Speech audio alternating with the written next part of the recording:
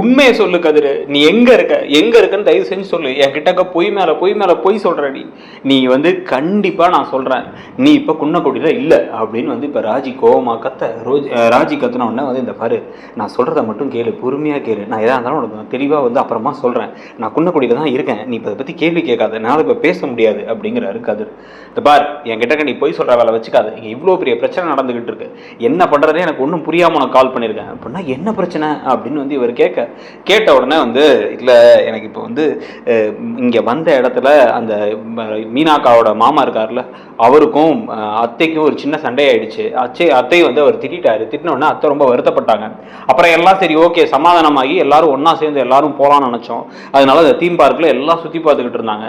சுத்தி பார்த்துக்கிட்டு இருக்கும் போது திருப்பி வந்து பார்த்தா அவர் வேணும்னே வீம்புக்குன்னே வந்து அந்த மலரக்கானிங்க ஒரு அக்கா இருக்காங்க, அந்த மலரக்காவை போட்டு படுத்துன்னு படுத்துறாரு. சும்மா வேணும்னே வேலை வாங்குறதுன்னு, வேணும்னே வந்து அவங்க மாமியார் காலை பிடிச்ச அமுக்குன்னு திருப்பி கூப்பிட்டு சொன்ன உடனே கடுப்பாயிட்டாங்க எல்லாருமே கடுப்பாகும் போது அத்தை இப்பயும் வந்து பொறுமையா, இதுக்கு மேலே நான் பொறுமையா இருந்தேன்னா நான் மனுஷியே கிடையாது, நீங்களாம் மனுஷங்களே கிடையாதுன்னு சொல்லிட்டு அவங்களுக்கு கோபமா பேசிட்டாங்க. பேசின உடனே இப்போ ஒரே பிரச்சனையாயிடுச்சு. பிரச்சனையாகி ரெண்டு சைட்லயும் வந்து ஒரே கோபமாக, இதுல செந்தில் மாமா வேற வந்திருக்காரு, அவரும் கோவப்படுறாரு அப்படின்னு வந்து சொன்ன உடனே இப்போ ஒண்ணுமே புரியல. இப்போ கதிருக்கு என்ன சொல்ற, அவ்வளவு பெரிய பிரச்சனையா அப்படின்னு வந்து கேட்க, ஆமா இங்க ஒரு பெரிய பிரச்சனை தான், எனக்கு என்ன பண்றதுனே ஒன்றும் புரியாம தான் உனக்கு ஒரு ஆறுதலுக்காக கால் பண்ணேன். இங்க வந்து நீ போனே எடுக்க மாட்டேற, இங்க எல்லாம் சண்டை போட்டுட்டு இருக்காங்க, இங்க சண்டை போடாதீங்க, அது பண்ணாதீங்க இது பண்ணாதீங்க. மீனாக்காவாச்சும் உரிமையா பேசலாம், ஏன்னா அவங்க மாமா, அவங்க கோவப்படலாம். நான் சம்மந்தமே இல்லாம அவங்கள்ட்ட கோவப்பட்டேன்னா என்ன வருது? செந்தில் மாமாவும் பயங்கரமா கோவப்படுறாரு. ஒரு தடவை 2 தடவைன்னு பார்த்தா திருப்பி இந்த சண்டை திருப்பி வந்துட்டே இருக்கு. இன்னைக்கு நைட்டே வந்து நான் அங்க தங்க மாட்டோம்னு நினைக்கிறேன், பேக் எல்லாம் இருக்கு, போய் நைட் எல்லாம் எடுத்துட்டு வந்துட்டு ஹோட்டல் ரூம்ல தங்க போறோம் அப்படின்னு வந்து பேசின உடனே வந்து இப்ப கதிருக்கு ரொம்ப பதறி போயிறாரு. எங்க இருக்கீங்க, எந்த தீம் பார்க் அப்படின்னா, இல்ல இந்த ஈசிஆர் ரோட்ல இந்த தீம் பார்க் தான், அங்கதான் இருக்கோம் நாங்க அப்படின்னு சொன்ன உடனே அங்கதான் இருக்கீங்களா அப்படின்னா, ஆமா அங்கதான் இருக்கோம், ஏன் உனக்கு தெரிஞ்ச இடமா அது அப்படின்னு அவங்களும் கேட்கறாங்க. கேட்ட உடனே இல்ல சும்மா தான் கேட்டேன், கேள்விப்பட்டிருக்கேன் அதனாலதான் கேட்டேன் அப்படின்னு சொல்லிட்டு இப்படி திரும்பி பாக்குறாரு. திரும்பி பார்த்தா பெரிய போர்டு இருக்கு. பார்த்தா அதே தீம் பார்க் உள்ளாரே இருக்க ரெசார்ட்ல தான் இவங்க தங்கியிருக்காங்க. இவங்க 2 பேருமே தங்கிட்டு இங்க இருந்தா வந்து கிளம்பி இப்போ ஹாஸ்பிட்டல் போகலாம் அப்படின்னு முடிவு பண்ணி வேற உட்காந்து இருக்காங்க. இந்த சமயத்துல உடனே இவருக்கு ரொம்ப ஒரு மாதிரி குழப்பமாயிடுது. குழப்பமான உடனே தான் இப்ப கதிர் என்ன பண்றாரு அப்படின்னா, ஒரு மாதிரி சோகமாவே வந்து இப்ப முத்துவேல் பக்கத்துல உட்காந்துருக்காரு. முத்துவேல்கிட்ட நம்ம கிளம்பலாம், இன்னும் எப்படியும் வந்து இன்னும் நமக்கு ஒரு 2 hours டைம் இருக்கு, 2 hours அப்புறம் தான் கிளம்பணும், நான் சாப்பாடு ஆல்ரெடி ரூமுக்கு வர சொல்லிட்டேன், சாப்பாடு வந்துடும், உங்களுக்கும் சேர்த்து தான் சொல்லியிருக்கேன், அதான் அவங்க லைட்டா தான் சாப்பிடணும் நாங்க, அதனால உங்களுக்கு சப்பாத்தி தான் சொல்லியிருக்கேன், பரவாயில்லையா அப்படின்னு கதிர் கேட்க, பரவாயில்ல அப்படிங்கிறாரு முத்துவேல். இல்லை அதெல்லாம் வந்துடும், வந்ததுக்கப்புறம் சாப்பிட்டுட்டு இன்னும் ஒரு 2 மணி நேரத்தில் நம்ம கிளம்பிடலாம், எனக்கு கொஞ்சம் ஒரு மாதிரி தலைவலியாக இருக்குது, நான் சும்மா வெளில போயிட்டு வரேன் அப்படின்னா, ஏன் தம் அடிக்க போறியா அப்படிங்கிறாரு. ஒரு ஐயோ அந்த பழக்கம்லாம் எனக்கு கிடையாது அப்படின்னா, அப்புறம் என்ன தலைவலிக்குதுன்னா இங்கே டீ குடிச்சிட்டு படுக்க வேண்டியதானே அப்படின்னா, இல்லை ஒரு மாதிரி குழப்பமாக இருக்குது அப்படின்னா, என்ன பிரச்சனை, என்ன வந்ததுலேருந்து நானும் பார்த்து முகமே ஒரு மாதிரி வெளியே போயிருக்கு, அந்த ஃபோனை எடுத்து பேசினது ஒரு மாதிரி இருக்க, யார் பேசினா அப்படின்னு இவர் கேட்டோன்னே ராஜி தான் அப்படிங்கிறாரு.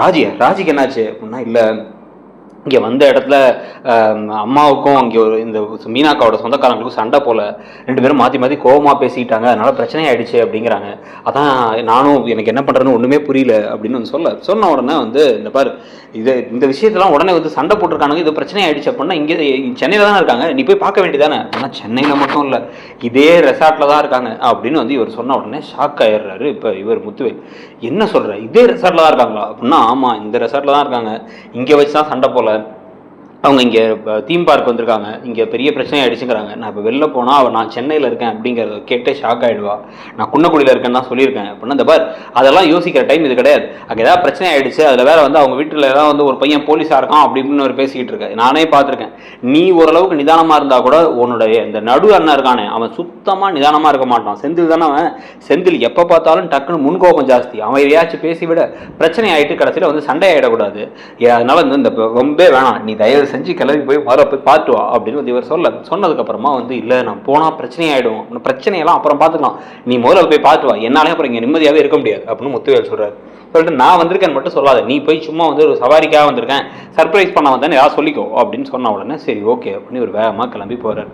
கிளம்பி வந்து டக்குன்னு வெளில போய் அங்கே தீம் பார்க்கில் சுற்றி பார்த்துட்டே இருந்தால் அங்கே திருப்பி சண்டை ஆகிட்டு இருக்கும்போது செந்தில் போய் கோவமாக பேச, செந்தில் போய் வந்து சுரேஷ் வேற நெஞ்சை வச்சு தடுக்க, இந்த பக்கம் பார்த்தா தங்கராஜும் ரேவதி வேற வந்துட்டாங்க போல.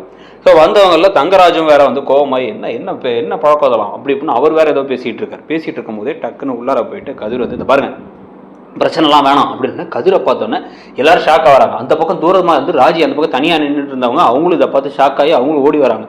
ஓடி வந்து பார்த்து நீ எப்படி இங்கே, நீ இப்போ சென்னையில் தான் இருக்கியா அப்படின்னா ஒன்றும் அதை பற்றி அப்புறம் பேசிக்கலாம் ராஜி அப்படின்ட்டு. இதை பாருங்க என்ன நினச்சிட்டு இருக்கீங்க, தேவையெல்லாம் வந்து கோவப்பட்டு அண்ணா நீ விடுன, நீ சண்டை போடாத, எப்படி இருந்தாலும் உனக்கு சொந்தம் தான் வேணும், சொந்தத்துக்குள்ளே சண்டை வர்றது கை சும்மா ஒரு பேச்சுவார்த்தை வர பேச்சில் பிரச்சனை வரதெல்லாம் வந்து சாதாரண தான், அதுக்காக கோவப்படாதீங்க, கையெல்லாம் ஓங்காதீங்க அப்படின்னு தடுத்து விடுங்க விடுங்க விடுங்க அப்படின்னு சொல்லிட்டு இந்த பக்கம் சுரேஷ் கையும் பிடிச்சி தடுத்து நிறுத்தி சரி விடுங்க நான் சொல்கிறத கேளுங்க அப்படின்ட்டு வந்து அம்மா நான் சொல்கிறத கேளுமா, நீங்கள் இப்போ வந்து ஹோட்டல் ரூமில் போய் நீங்கள் நைட்டு தங்கிக்கோங்க, ஏதாலும் பேசிக்கலாம் அப்படின்னா அதெல்லாம் ஒன்றும் வேணாண்டா, பரவாயில்லடா, சண்டை வேணாம் தான்டா நானும் சொல்கிறேன் அப்படிங்கிறாங்க கோமதி.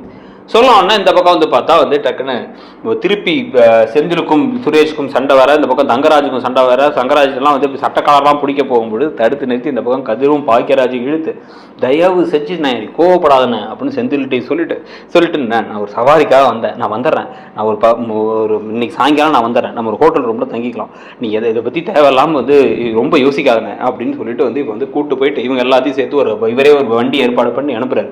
நீயே வந்து எங்களை ட்ராப் பண்ணிவிடு, இதுக்கு அப்போ குன்னக்குடியில் இருக்கேன்னு போய் சொன்னேன் அப்படின்னா வந்து இல்லை நான் சொல்கிறேன் ராஜி நீ போ, நான் ஒரு சவாரியில் வந்திருக்கேன், நான் வரேன் அப்படின்னு சொல்லிட்டு வந்து கார் ஏற்றி இவரே அவங்களை அனுப்பிவிட இந்த பக்கம் வந்து இந்த அழகே அழகு குடும்பம் அப்படியே கோவமாக உட்காந்துருக்காங்க. இவங்களை வந்து நீங்கள் வந்து கூட மலரை மட்டும் இவங்க கூட அனுப்பிவிட்டு நீ வந்து நான் சாவி கதவை மட்டும் தரமா, நாங்கள் எல்லாத்தையும் எடுத்து நாங்கள் கிளம்புறோம் அப்படின்ட்டு கோவமாக கிளம்புறாங்க.